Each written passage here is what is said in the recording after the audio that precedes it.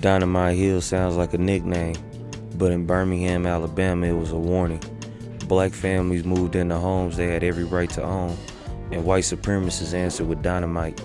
Not once, not twice, for years. This wasn't just a neighborhood, it was a battlefield over who was allowed to live, build, and belong in America. Welcome back to Learning and Building. This one's about Dynamite Hill, the neighborhood they tried to bomb off the map. The name almost sounds made up, like something from a movie. But in Birmingham, Alabama, Dynamite Hill was real. It was a neighborhood where black families tried to do something simple: buy homes, raise children, build stability, and live with dignity. But to the people who wanted segregation to stay untouched, even that was too much. Because in Birmingham, a house was not just a house. A street was not just a street. And a black family moving into the wrong area could be treated like a threat. That is how one Birmingham neighborhood became known as Dynamite Hill. And not because of factories, not because of mining, not because of fireworks, but because bombs kept going off. For years, homes in and around Center Street were targeted by white supremacists because black families were crossing racial boundaries that segregation was built to protect. From the late 1940s into the 1960s, the area became one of the most dangerous symbols of residential segregation in America. To understand Dynamite Hill, you have to understand what Birmingham was. Birmingham was not just segregated by custom, it was segregated by fear. There were invisible lines all over the city, lines around schools, lines around jobs, lines around churches, lines around neighborhoods. And if you crossed one of those lines, there could be consequences. Sometimes the consequence was harassment, sometimes it was threats, sometimes it was gunfire, and sometimes it was dynamite. Imagine being a child and waking up to the sound of an explosion. Imagine your windows shaking. Imagine adults whispering about whose house was hit this time. Imagine walking through your own neighborhood the next day, not to play, but to see which family had been attacked. That was the reality for people who lived through Dynamite Hill. One Birmingham resident later remembered that their home was shaked when bombs went off nearby, and that children would walk through the neighborhood afterward to see whose home had been hit. The terror had a purpose. It was meant to send a message. Do not move here. Do not stay here. Do not challenge the line. But the families of Dynamite Hill did challenge it. They stayed, they rebuilt, they kept living. And that is the part of the story that matters. Because the people bombing those homes were not just attacking buildings, they were attacking black progress. They were attacking black home ownership. They were attacking the idea that black families could claim space in America without asking permission.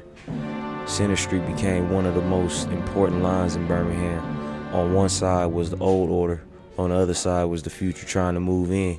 And Dynamite Hill was where that conflict exploded. One of the most important figures connected to this story was Arthur Shores, a civil rights attorney in Birmingham. Shores fought legal battles against segregation, and his own home was bombed more than once. His house became a target because he was not just living in that neighborhood, he was helping challenge the system that tried to keep black people out of equal housing, equal schools, and equal rights. That is what makes Dynamite Hill different from a simple crime story. This was political violence. This was intimidation.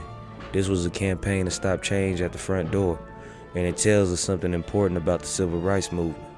A lot of people remember the marches, they remember the speeches, they remember the church bombing, they remember the fire hoses and police dogs. But before history becomes a famous photograph, it is usually lived quietly by ordinary families. A mother putting children to bed, a father checking the windows at night, neighbors listening for cars slowing down outside, families wondering if tonight would be their turn.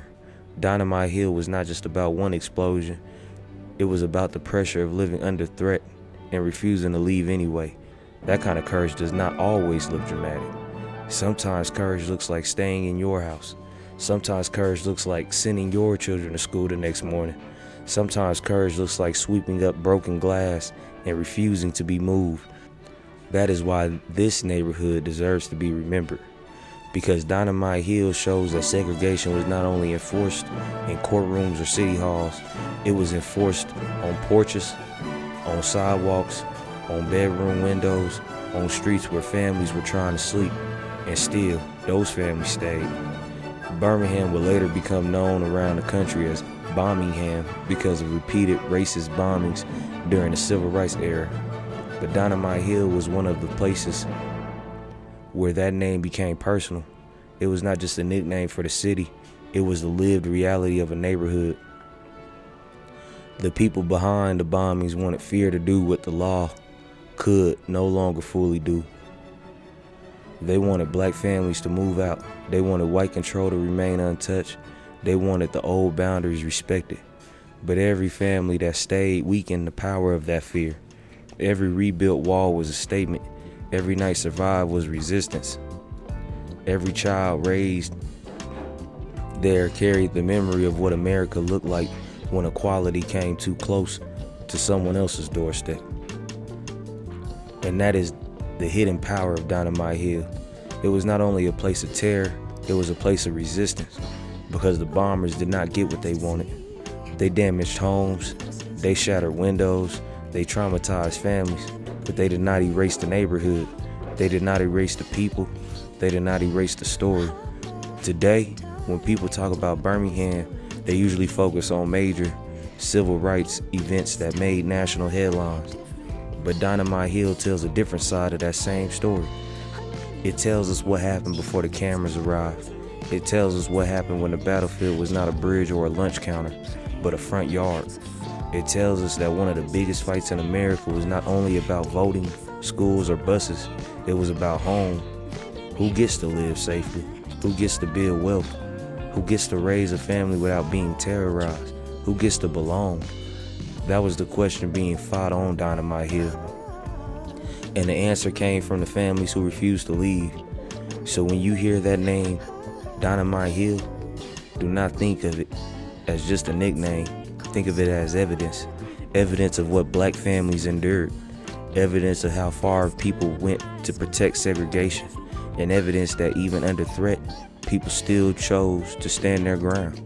Dynamite Hill was the Birmingham neighborhood they tried to bomb off the map, but the people who lived there made sure the story survived.